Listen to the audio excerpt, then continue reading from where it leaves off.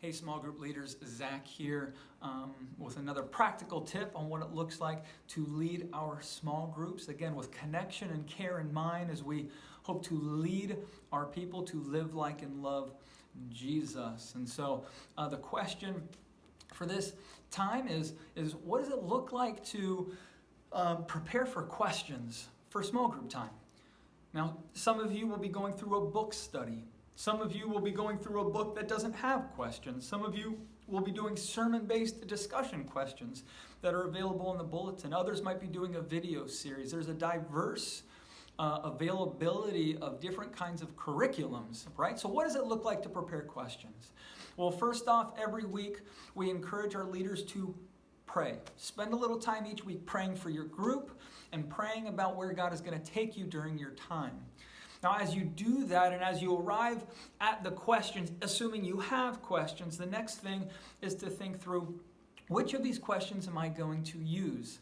If there's already questions being provided and maybe there's more than you need, to actually look through each of the questions and think, which of these will be the most beneficial? Once you've identified that, the next question you should ask is, how much time do I want to spend on each of these questions? Now, you should know that open-ended questions are the best kind of questions.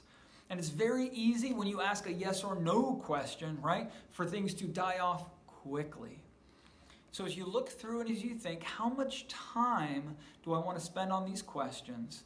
Right, you can kind of plan out whatever that period of time will look like. And if a question kind of dies pretty quickly, or perhaps a question goes a little bit long, you can compensate elsewhere if you need to. I personally always love to have a couple extra questions on hand, just in case people go through things quickly. Next, there are some wonderful add-on or buffer questions that you can really ask at any time. And so if the conversation begins to die, you can ask a question like, how would you explain that to a new believer, right? What would you say to someone who doesn't quite agree with that, right? You can ask the question, why do you think that is so difficult for people today, or so easy for people today? Why do you think it was important that the author of this book mentioned that? How is this relevant to our culture today?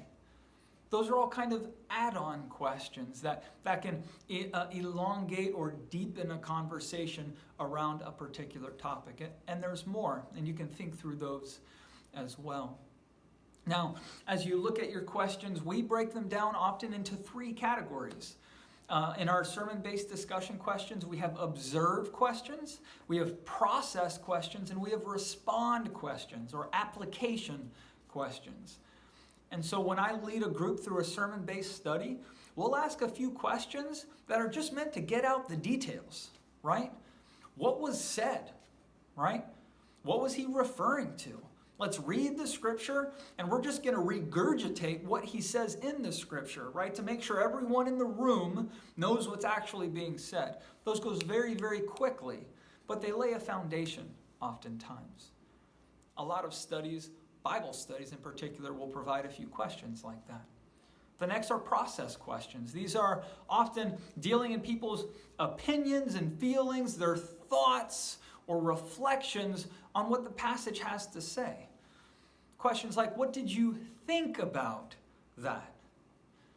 Did that rub you the wrong way? Why do you think our culture agrees or disagrees with that? Those are thinking questions. And then finally, respond or application.